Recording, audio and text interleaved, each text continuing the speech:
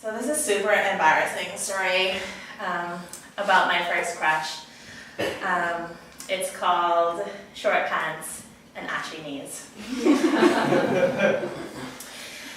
The year was 1990, and I, like Nadia, was hot. First grade in Miss Arlene's class. And I had a crush on Dwight Pugh. Sorry, Dwight, I just called you out. You'll be on YouTube. And it's interesting that when you're in grade school, all of the crushes are sort of the same within the class. Like, there are some popular kids, and everyone belongs in a certain team, sort of like Twilight with Edward and Jacob. I was Team Dwight. But everyone had a crush on him. And I remember that I didn't want to go up to him and let him know that I had this crush, and I didn't want to do the check yes or no. So I relied on what I did know, which was art. So before school started in homeroom, while everyone else was outside playing in the sandbox or playing block-in, I was inside the class drawing this picture of a boy and a girl in the sunshine. And I put his name on it, said, "This is for Dwight, I like you." And I left it at the front of the classroom.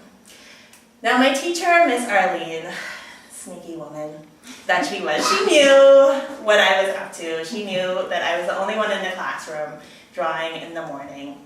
But she was kind, and so when class started, she found this suspicious drawing at the front of the class and read it out loud, made an announcement. "Hey Dwight, I think that this is for you. Someone drew you this drawing." And I was already mortified, even though it was an anonymous message. And she asked, "Well, who made this drawing?" And I couldn't bring myself to say that it was me. I guess in my mind, I thought that he would see my artistic prowess and he would just know that the daughter of Jackson Burnside had drawn this for him. And while I sat in my seat, incredibly shy and nervous, another girl claimed my drawing. I know! That was my reaction. I couldn't believe that. I mean, intellectual property, like, had I known, I would have sued her right then. And still, even though I had moved from nervousness to being absolutely livid, I still didn't want to get into this art war with her. No, I didn't. And I just sort of bottled up, I guess, those feelings, but I stayed on Team Dwight up until 6th grade. And in 4th grade, and this is a public figure, so I won't call her name, but she was in my class, and she got her first diary. And it was so exciting because, I mean, that meant that we had secrets, and secrets that needed to be kept and tucked away.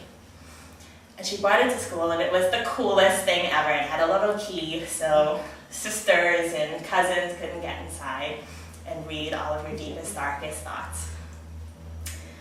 And because we were such good friends with her, she decided to let each one of her girlfriends take home the diary for a night so we could experience what it was like. I know, you're looking at me like that's so weird. It was, but it was everything. It was scary. And I got it, I think, like 3 nights later. And my friend who had had it before was also on Team Dwight, which I didn't know, but I read about it in the diary. And I will never forget this quote, which was, "Dear Diary, I love Dwight. He is so cute. I want to do sex with him." In walks my sister as I am reading this diary entry. And, you know, CSI on 4th will dictate that they all look the same. So of course she runs to my parents and says, "Oh my God, Orchid is writing about doing sex in diaries," which again was absolutely mortifying. And despite all of my protests, she wouldn't let up that I had actually written this diary entry. So I had to have a lecture about why I shouldn't be having sex in 4th grade. Of course, also doing sex, exactly. And even what doing sex meant, because that was probably holding hands in our minds. And to this day, like, my sister actually quotes that diary passage to me. Like, she teases me about it. And so after that, I definitely could not share my feelings with him.